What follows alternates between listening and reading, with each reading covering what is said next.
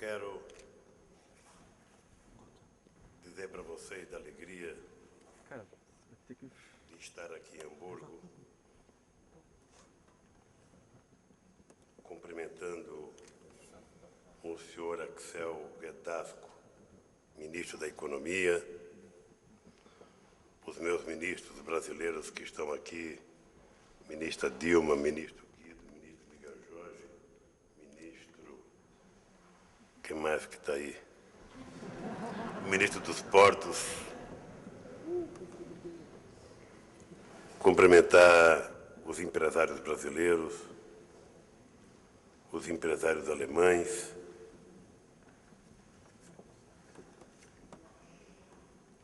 e o tradutor vai ter um problema,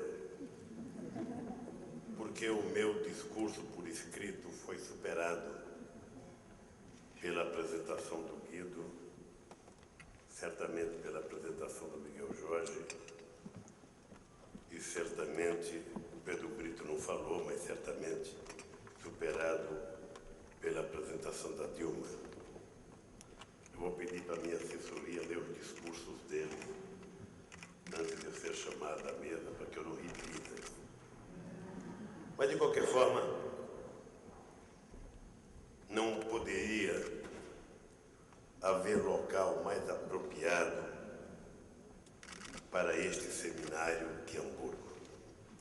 Aqui firmou-se o primeiro acordo de cooperação econômica com o recém-independente Império do Brasil em 1827.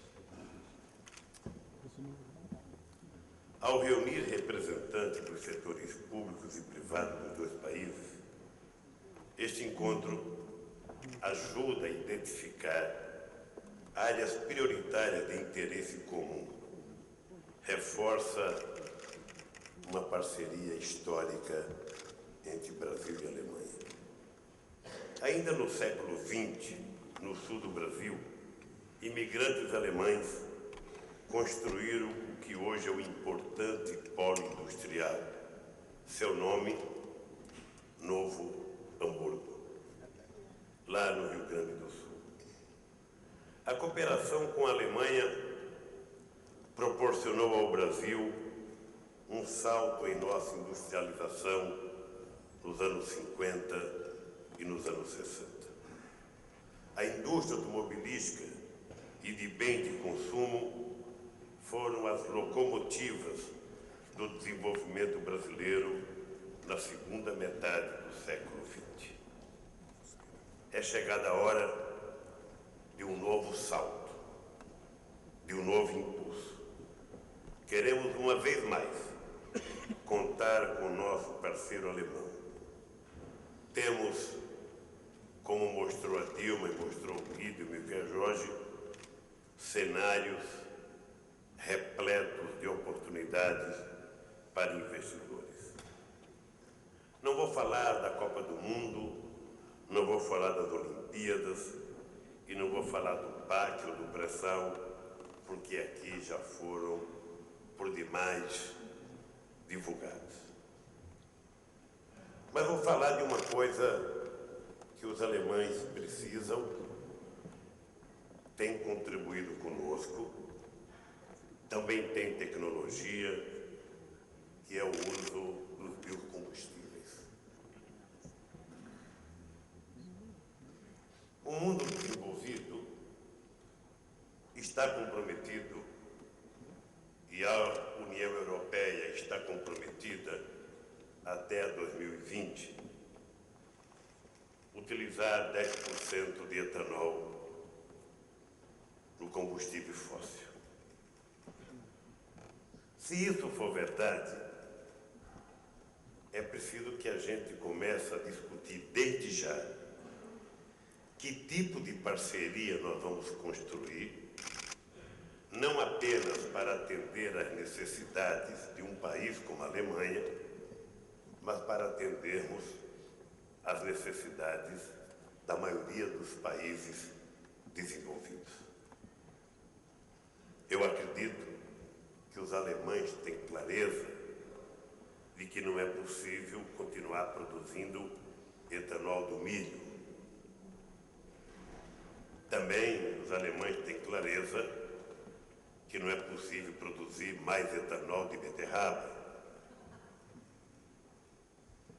E aí nós vamos chegar à conclusão que a cana-de-açúcar produzida no Brasil ou produzida em qualquer país africano que precisa de investimentos para se desenvolver pode ser a nova matriz energética que nós estejamos precisando criar para as próximas décadas.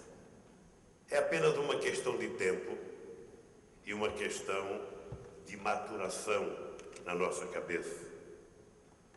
O Brasil tem tecnologia e tem vantagens competitivas e os companheiros alemães sabem disso.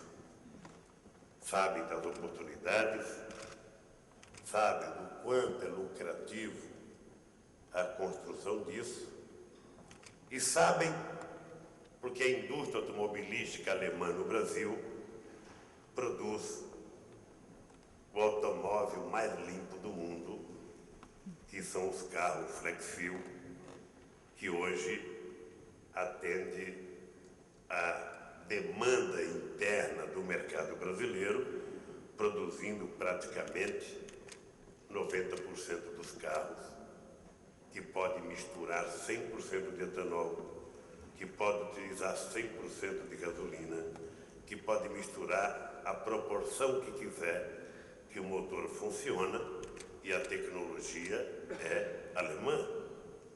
Afinal de contas, as indústrias automobilísticas alemãs e outras indústrias de componentes de automóveis têm muita responsabilidade por isso. É apenas uma questão de tempo. E eu sei que não é fácil a gente mudar os hábitos e os costumes. Mas nós estamos indo para Copenhague, dia 16, 17 e 18 de dezembro. Todos nós estamos preocupados com o aquecimento global, todos nós estamos preocupados com a mudança climática e todos nós estamos vendo um debate que está acontecendo no mundo inteiro, o que fazer para que a gente diminua o aquecimento global, ou pelo menos não permita que ele aumente do jeito que está aumentando. Vocês estão acompanhando o debate está muito mais comprometendo os países ricos que os países em desenvolvimento. Os países ricos têm duas tarefas importantes que têm que cumprir.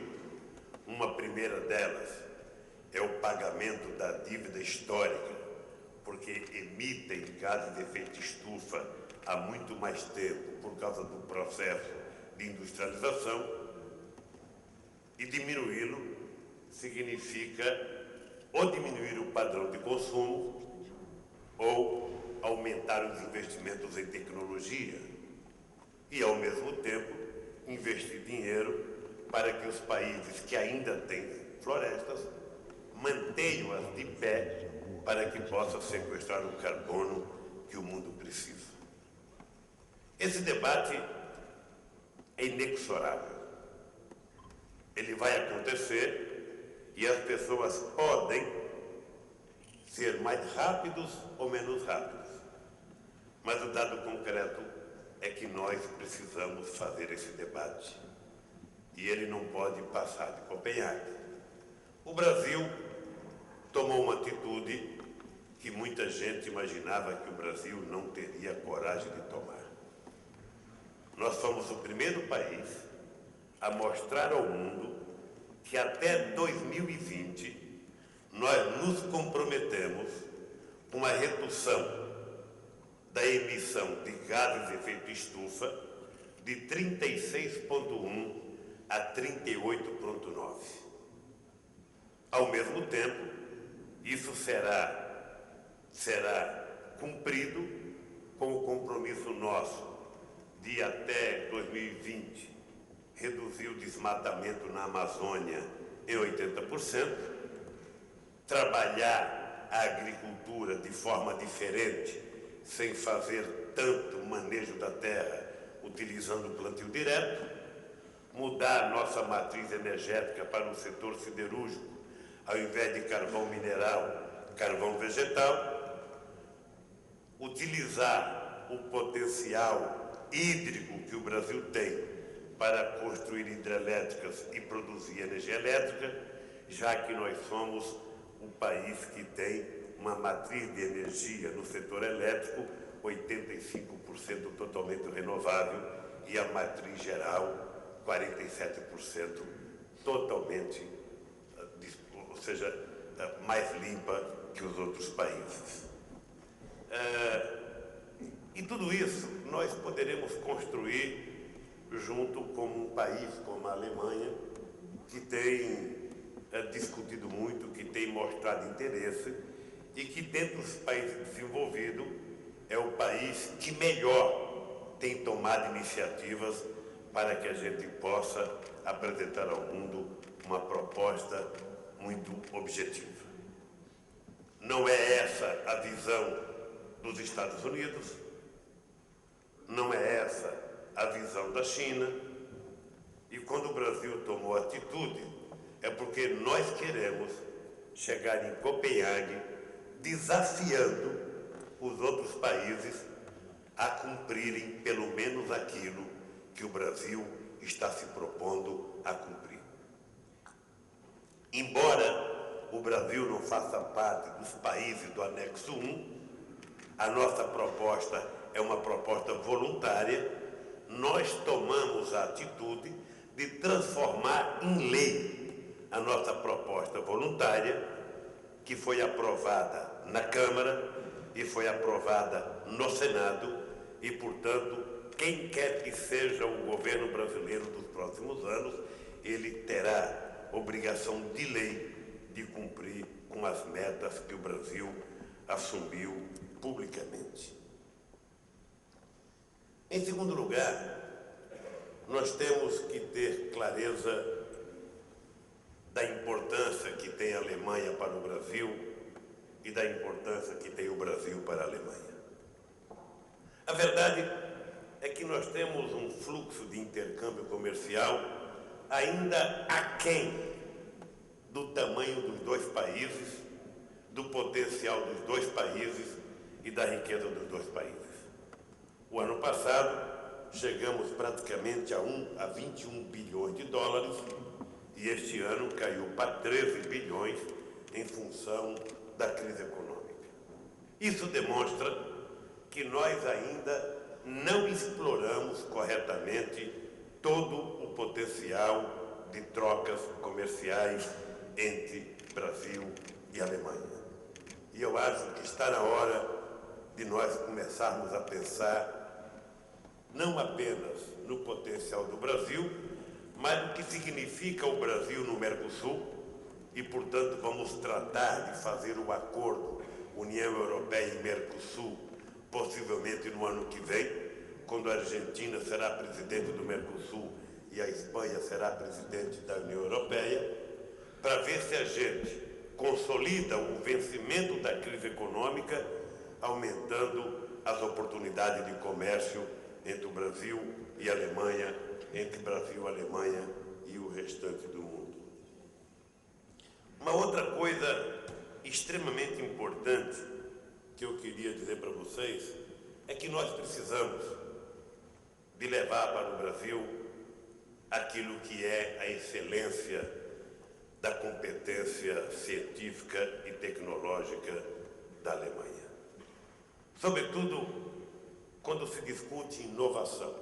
Talvez o presidente da Confederação Nacional da Indústria, o Armando Monteiro, tenha falado da inovação. Ou seja, a inovação é uma palavra bonita, ainda pouco utilizada no Brasil, e que nós queremos transformar a inovação numa palavra tão necessária e tão conhecida como é o futebol e o samba. Ou seja, que todo mundo perceba que somente através de um amplo processo de inovação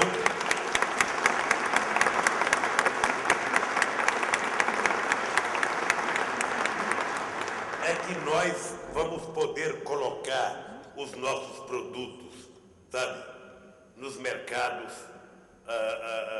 e também a gente pode melhorar a qualificação dos produtos que nós fabricamos no Brasil e, sobretudo, termos o conhecimento que a pequena e microempresa alemã adquiriu nesses últimos anos.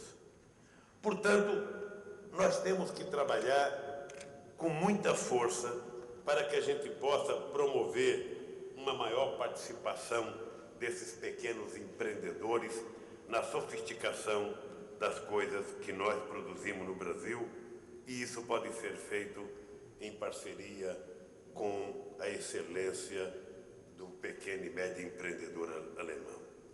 Uma coisa importante que eu queria dizer para vocês, que eu não ouvi falar na exposição do ministro Guido Mantega, e também não era obrigação dele falar, é que nós precisamos conhecer as razões pelas quais o Brasil está numa situação confortável. Muita gente acha que é pura sorte do governo. Outros acham que Deus está de férias no Brasil e, portanto, as coisas estão dando certo no nosso país. Outros acham que o Brasil está bem porque a economia mundial estava bem. Mas agora o Brasil está bem e a economia mundial está mal. Tão bem colocados pelo companheiro Guido Mantega, pelo Miguel Jorge, que a gente olhe as oportunidades mostradas pela companheira Dilma Rousseff, mas é importante que a gente saiba que tem outros fatores não tão estudados pelos economistas, não tão estudados pelos empresários, que é a razão de parte do sucesso do Brasil. Alguns me criticaram muito quando eu disse que a crise no Brasil era uma marola. Ou seja, para o meu intérprete entender, marola é uma onda pequena. Ora, porque nós discutimos a crise em dois momentos. Primeiro, nós discutíamos a crise do subprime, ou seja, a bolha imobiliária americana. E discutíamos os efeitos perversos que poderia causar numa economia como o Brasil. Até então, eu acreditava que o sistema financeiro alemão era muito sólido, que o sistema financeiro japonês era muito sólido, que o sistema financeiro francês era muito sólido e que o problema era apenas os bancos alemães. Ora, o que nós percebemos? É que o sistema financeiro como um todo estava com uma doença quase que esquizofrênica. O sistema financeiro, ao longo das últimas 2 décadas, possivelmente pela predominância da teoria do Estado mínimo, possivelmente pela prevalência de uma teoria, sabe, de que o mercado resolveria todos os problemas do país, o sistema financeiro mundial achou por bem se descolar do setor produtivo e resolveu ganhar dinheiro com especulação. Eu tenho um papel que eu vendo ele para o empresário alemão, que pega aquele papel, vende para o presidente do Banco do Brasil, que pega aquele papel e vende para o empresário japonês, que pega aquele papel e vende para o francês. Ou seja, era gente ganhando milhões e milhões de euros ou de dólares sem produzir uma única caneta dessa ou um único copo desse. Apenas especulando. E o que aconteceu de fato? Na hora que o sistema financeiro se descolou do setor produtivo, ou seja, nós vimos o que aconteceu na economia mundial. E aí, quando quebrou o Lehman Brothers, é que nós vimos a fragilidade do sistema financeiro, porque nenhuma empresa alemã e nenhuma empresa brasileira conseguia mais crédito em lugar nenhum do mundo. Ou seja, eu cansei de ouvir dizer que existia trilhões e trilhões de dólares, sabe, atravessando os oceanos, sobrevoando o espaço aéreo de todos os países, mas quando quebrou o Lehman Brothers, que poderia ter sido salvo se o presidente Bush tivesse feito uma intervenção na hora correta e, quem sabe, colocado 60 ou 70 bilhões de dólares, nenhuma empresa como a Petrobras, que tinha 174 bilhões de dólares de investimento, conseguia pegar $1.000 emprestado no sistema financeiro internacional. E aí o crédito desapareceu. E esse foi um problema sério na Alemanha e foi um problema muito sério no Brasil. Bem, nós tomamos as medidas que entendíamos que deveríamos tomar, o que o Guido Mantega mostrou aqui. Nós compramos banco quando era preciso comprar banco. Por exemplo, um dia, nós, numa reunião com a indústria automobilística, descobrimos que o mercado de carro usado não estava funcionando porque os bancos pequenos que financiavam o carro usado e os bancos das montadoras não tinham dinheiro. Nós liberamos 100 bilhões de reais do compulsório, que era dinheiro do Tesouro. Ainda assim, esse dinheiro não supriu as necessidades. Então, o que nós fizemos? Nós não apenas criamos um fundo garantidor para garantir aos bancos pequenos tomar dinheiro emprestado e financiar, como nós compramos o banco que tinha maior expertise em financiamento de carro usado, para que o Banco do Brasil começasse a financiar carro usado no Brasil. Ou seja, nós não demoramos um dia para tomar todas as decisões que nós entendemos que deveríamos ter tomado. E aí explica um pouco o sucesso do Brasil. Ou seja, é que nós não ficamos pensando. No dia 22 de dezembro do ano passado, eu fiz uma coisa que eu jamais imaginei fazer. Eu fui para a televisão, em rede nacional, fazer apologia do consumo. Eu que passei. Eu passei metade da minha vida criticando a sociedade de consumo. E diante da crise, diante do terrorismo que a imprensa nacional e internacional vinha fazendo com relação à crise, dizendo que o povo não estava comprando porque ele estava com medo de perder o emprego, e se ele perdesse o emprego ele não ia conseguir pagar a prestação. Eu fui para a televisão num pronunciamento de 8 minutos para dizer para o povo: é verdade que você pode perder o seu emprego, mas é verdade também que você perderá o emprego mais facilmente se você deixar de comprar.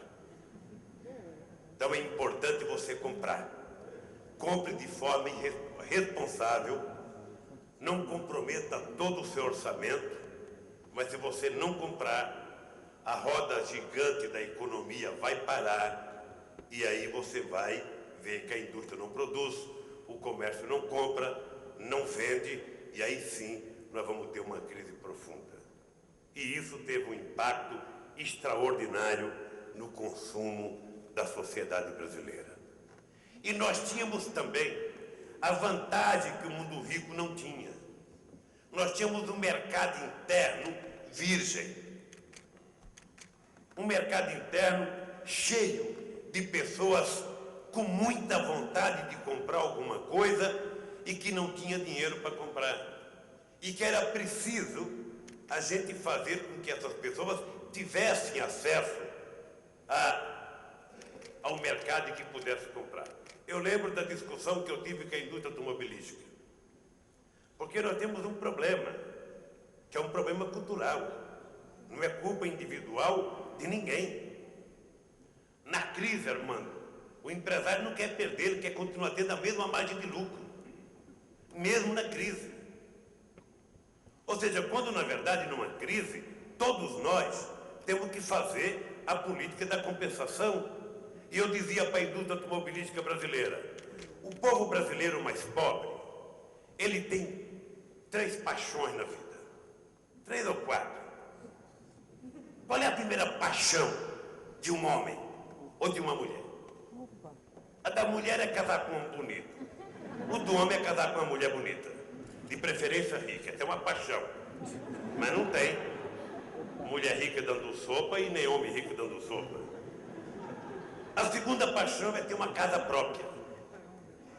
A terceira paixão do brasileiro é ter um carro. A quarta hoje é um computador. Mas o carro, eu lembro na discussão que nós fazíamos no Ministério da Economia, e o pessoal me dizia o seguinte, olha, mas o trabalhador, ele vai comprar um carro, se ele tiver mais de 5 anos para pagar a prestação, o carro vai ficar depreciado, então ele vai perder dinheiro. Eu falava, gente, pelo amor de Deus, vocês não conhecem o povo pobre desse país.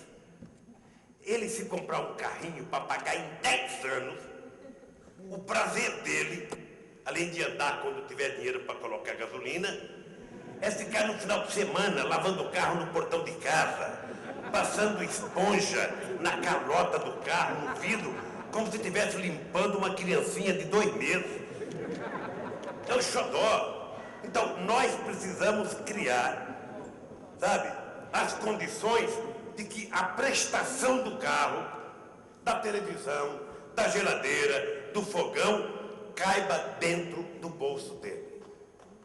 Se couber dentro do bolso dele, nós vamos vender o que tiver para vender no nosso país. E foi esse mercado interno que recuperou a economia brasileira. Pasmem para uma coisa que eu vou dizer para vocês. Foi exatamente esse mercado interno, sustentado pela parte mais pobre da população, que não permitiu que a economia brasileira tivesse o mesmo prejuízo que teve a economia de outros países.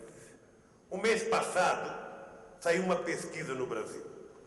A classe D e E, do Norte e do Nordeste, a classe mais pobre do Brasil, consumiu 5% a mais do que a classe A e B do sul do país.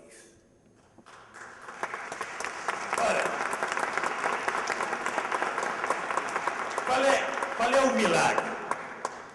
O milagre a Alemanha já fez no começo do século XX e depois voltou a fazer no pós-guerra. Ora, se eu pego uma nota de $1000 e dou apenas para Dilma Rousseff, ela vai ter $1000. Ela vai comer bem no restaurante, vai dar gorjeta para o garçom, ainda vai tomar um bom vinho. Então é uma pessoa só que vai se beneficiar. Mas eu pego esses $1000 e dou para 100 pessoas $10 cada um, eu vou ter no mínimo 10 pessoas pobres, mas cada uma conseguindo comprar uma coisinha para levar para dentro de casa. Não vai comer a comida da qualidade de alguém que tem $1000, mas vai comer a comida necessária para sobreviver até o dia seguinte. E foi isso que aconteceu no nosso país. E eu vou citar alguns números aqui para não ficar lendo o meu discurso chato.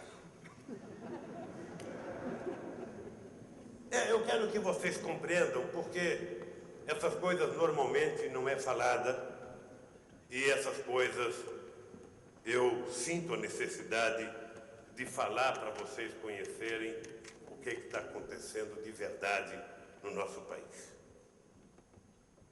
Bem, só na agricultura familiar, o pequeno agricultor brasileiro, nós, este ano, estamos financiando 15 bilhões de reais, o equivalente a 8 bilhões de dólares. Quando nós chegamos no governo, isso significava 2 bilhões de reais. Nós estamos colocando 15 bilhões para financiar a agricultura familiar. Quando saiu a crise de alimento o ano passado, o preço de commodities estourou, a soja aumentou de preço. No Brasil, até o feijão, o saco de feijão, saiu de R$60 para R$200. Não tinha nenhuma explicação, porque nós não exportamos feijão. Ora, o que acontecia de fato? Como o subprime já tinha estourado, os espertalhões que exploraram o subprime estavam saindo do subprime para ir para a Bolsa de Valores, para a Bolsa de Futuros de mercado, comprar, explorar alimentos. Nós criamos no Brasil um programa chamado Mais e Melhores Alimentos. E colocamos 25 bilhões de reais, o equivalente a mais ou menos 13 bilhões de dólares, disponibilizados para a agricultura familiar, comprar tratores e implementos agrícolas. Pasmem, em 10 meses, vendemos 16 mil tratores de 78 cavalos, ficando esse programa responsável por 78% da produção e da venda de tratores no nosso país.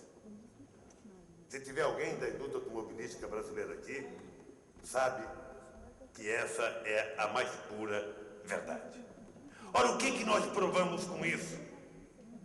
O trabalhador pequeno, ele não comprava trator, não é porque ele não precisava, não é porque ele não queria, é porque não tinha oportunidade, não tinha crédito e não tinha nada para que ele fosse incentivado. Na hora que nós apresentamos a oportunidade, esses trabalhadores foram comprar tratores e é um programa de mais sucesso que nós temos no Brasil hoje. Mas, além disso, e esse dado eu gosto de dar para vocês, porque certamente um companheiro alemão que nasceu em Hamburgo, está com 60 anos de idade, ou 50, não sabe o que é morar numa cidade sem energia elétrica. No Brasil, quando a ministra Dilma era ministra de Minas e Energia ainda, nós descobrimos que o Brasil tinha mais de 11 milhões de pessoas, ou praticamente 2 milhões e 100 mil famílias, ou 200 mil famílias, sem energia elétrica no século XXI. E resolvemos criar um programa chamado Luz para Todos.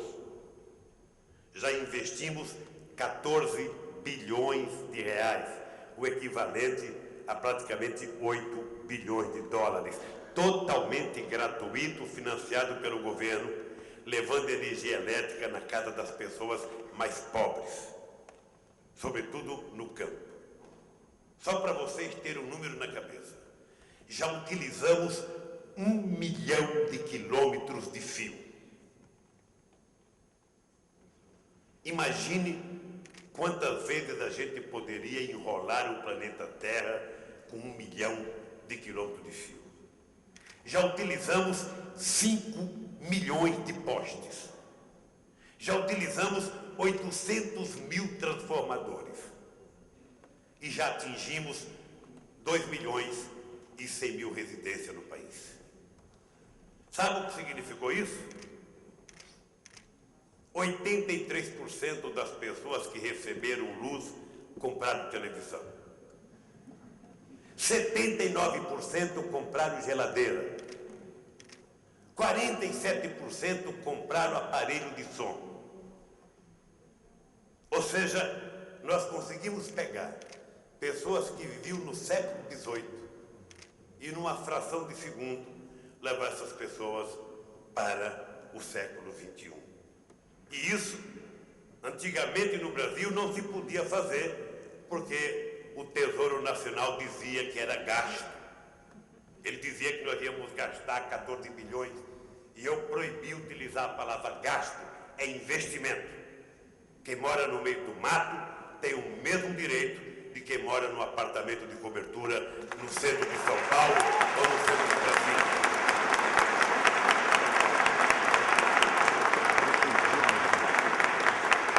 O programa Bolsa Família. O programa Bolsa Família, que diziam que era esmola, que era assistencialismo, atende hoje praticamente 12 milhões de pessoas.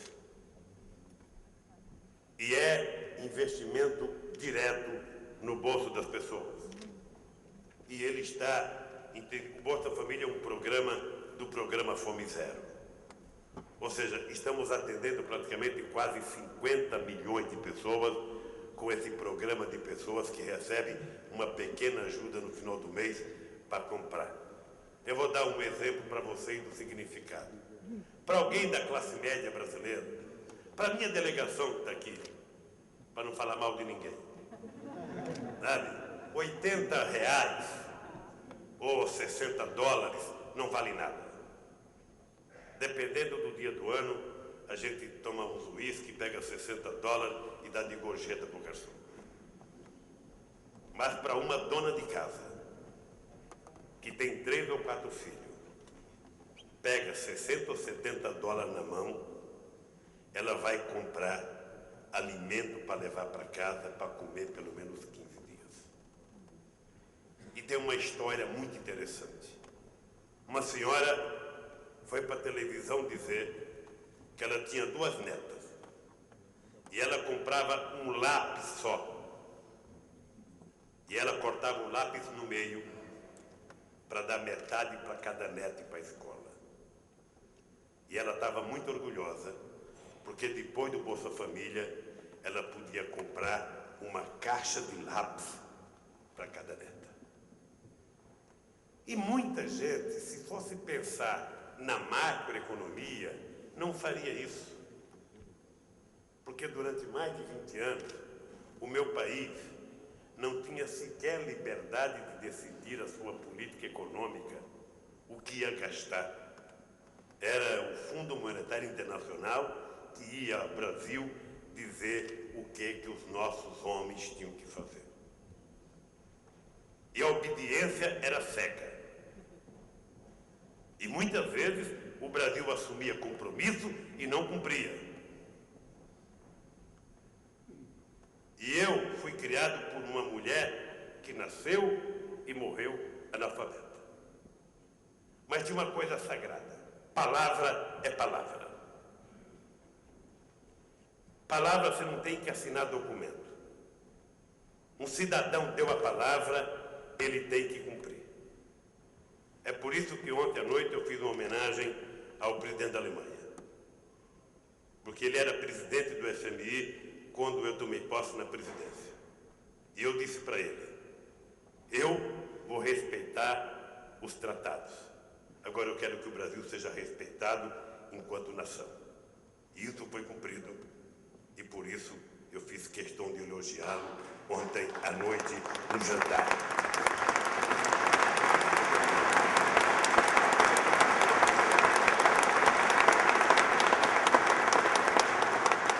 Só para vocês terem ideia, o salário mínimo. No Brasil, os economistas diziam que se a gente aumentasse o salário mínimo, ia causar inflação. Faz 6 anos que nós aumentamos o salário mínimo todo ano. E a inflação está controlada. Cada aumento que nós damos para o salário mínimo significa colocar na economia 20 bilhões de reais. Ou seja, significa o povo pobre tendo dinheiro para comprar 1 quilo de carne a mais, para comprar um televisor a mais, para comprar uma geladeira a mais, um sapato, uma camisa. E até viajando de avião, o povo agora está. Tem gente que não gosta. Tem gente que não gosta, que acha que lugar de pobre é ficar dentro de casa ou lá no seu bairro. Mas eu adoro quando vejo um pobre viajar de avião. Porque significa que ele está melhorando de vida, a classe média está melhorando de vida e o empresário está melhorando de vida, porque é a cadeia de consumo funcionando na sua plenitude. E é isso que nós queremos para o nosso país. E aí nós criamos uma coisa chamada crédito consignado. No Brasil nós tínhamos um problema. As pessoas não tinham como tomar dinheiro emprestado. Nem o grande empresário tinha, porque o BNDES tinha pouco dinheiro para emprestar, e o coitado do trabalhador e o aposentado, sabe, só conhecia banco na hora de receber o seu pagamento. E ainda pegava uma fila desgraçada para poder receber a sua ninharia. Então nós resolvemos criar um crédito. Uma vez no debate com os bancos, eu perguntei, por que vocês não emprestam dinheiro para pobre? Ah, porque não tem garantia. Então nós resolvemos dar garantia, o contra-cheque dele. O salário dele era garantia. Aqui está o nosso companheiro secretário executivo da Previdência Social. Aposentado não tinha direito de entrar em banco, a não ser para receber o seu salário. Criamos um crédito consignado. A pessoa pega o dinheiro no banco, faz um contrato, ou com o sindicato, se ele estiver na ativa, ou diretamente com o banco. Ele não pode gastar mais que 30% do salário dele por mês. Vocês sabem quanto nós já colocamos no mercado nos últimos 3 anos e meio? 105 bilhões de reais. O equivalente a quase 60 bilhões de dólares na mão do povo pobre para ele consumir. Ele não está nem depositando em dólar, nem ele está consumindo as coisas que são feitas no Brasil. Só para vocês terem ideia, em 2003, quando nós chegamos no governo, todo o crédito disponibilizado no Brasil era equivalente a 380 bilhões de reais. É isso mesmo. Todo o crédito disponibilizado para 190 milhões de habitantes era de apenas 380 bilhões de reais. Hoje, só o Banco do Brasil, Armando Monteiro, tem mais crédito disponível do que tinha todo o Brasil. Em 2004, o BNDES tinha 40 bilhões de reais para emprestar. Este ano vai emprestar 128 bilhões. Quase 4 vezes mais. Porque nós éramos um país em que os dirigentes diziam que nós éramos capitalistas. E eu nunca vi um país capitalista funcionar sem capital. E sem crédito. Ou seja, era preciso restabelecer a lógica de uma economia capitalista, fazer com que o dinheiro circulasse no país e funcionasse no país. E olha que isso era difícil para mim. Era quase tudo contra. Entretanto, quando a gente chega no governo, a gente tem que fazer as coisas que é possível fazer, porque o povo é bondoso, mas o povo cobra. E eu tinha comigo uma coisa extremamente importante. Qualquer presidente da República no Brasil, qualquer, se ele fracassar, como muitos fracassaram, não tem problema. Ele deixa a presidência, vem aqui para a Alemanha, passa 2 anos fazendo palestra, vai para Harvard fazer um curso de pós-graduação, sabe? Vai morar um tempo no exterior. Bom, depois ele volta e concorre outra vez, achando que o povo já esqueceu o que ele fez. Eu tinha clareza que eu não podia errar. Eu tinha clareza de que a cobrança em cima de mim seria muito maior do que a cobrança em cima de qualquer outro presidente. E eu tinha clareza que se eu fracassasse, ia demorar 200 anos para um metalúrgico sem diploma universitário querer ser presidente da 8ª economia do mundo. E as pessoas perguntavam para mim, mas Lula, Você quer ser presidente, você não fala alemão. Você não fala inglês. Você não fala espanhol. Como se isso fosse o máximo do máximo. Ninguém nunca perguntou para o Obama se ele fala português ou fala alemão. Ninguém nunca perguntou. Ninguém nunca perguntou para o Hamilton Kohl se ele falava inglês ou não. Ou seja, mas de mim a cobrança era uma loucura. Então, quando eu tomei posse, eu tinha clareza que a gente tinha que ganhar e tinha que provar que nós tínhamos competência para governar o nosso país. Pois bem, companheiros, eu vou terminar dizendo para vocês o seguinte. É com muito orgulho que aqui nessa Hamburgo, que reconheceu a independência do nosso país em 1827, que eu posso dizer para vocês, é esse presidente da República, que não tem diploma universitário, que vai passar para a história como o presidente que mais fez universidade no Brasil e que mais fez escolas técnicas profissionais.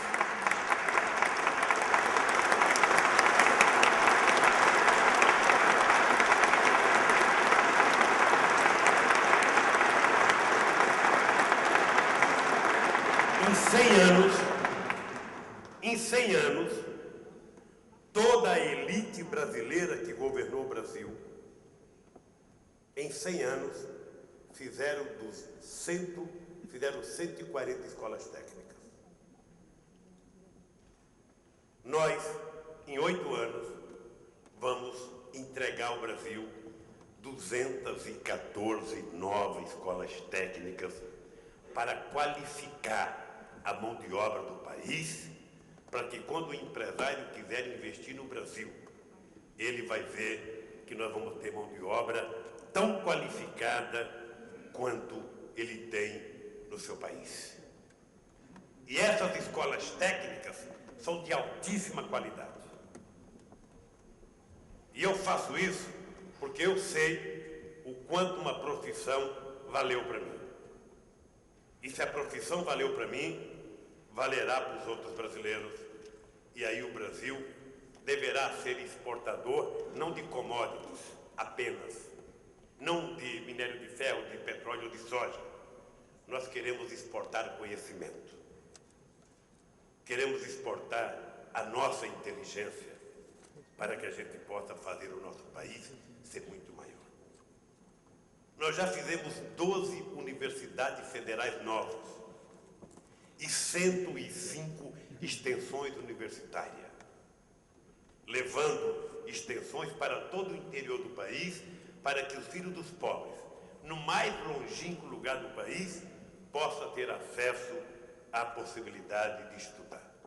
E criamos um programa chamado ProUni. Fizemos um convênio com as universidades privadas. Fizemos uma isenção de imposto.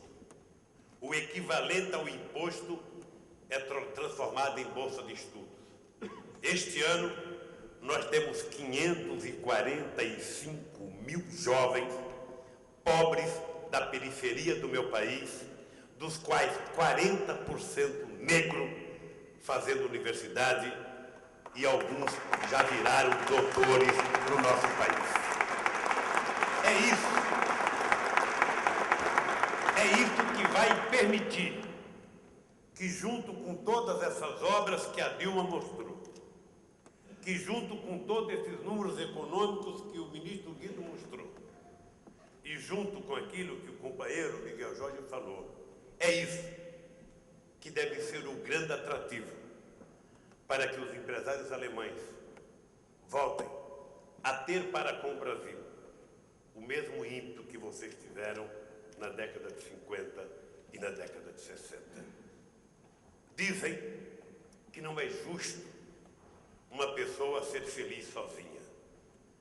A felicidade é ótima quando se constrói em dois. Então, meus companheiros alemães e meus companheiros brasileiros, não vamos ser egoístas e cada um ser feliz sozinhos.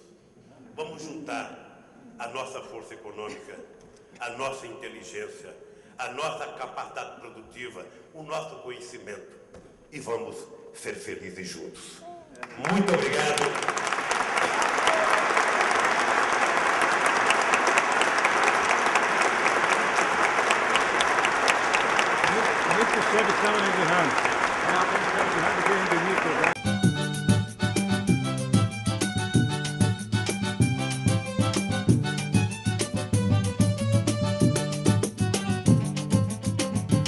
Há mais ou menos muito tempo para trás, uma jovem portuguesa, lindas pedras, que beleza, tinha cara de marquesa, mas te digo, meu amigo, ela era Isabel, parece com Mirabel, toda melada de mel, que de doce nada tinha, ela era a princesa que assinou a ladainha no dia 13 de maio, com pena de papagaio.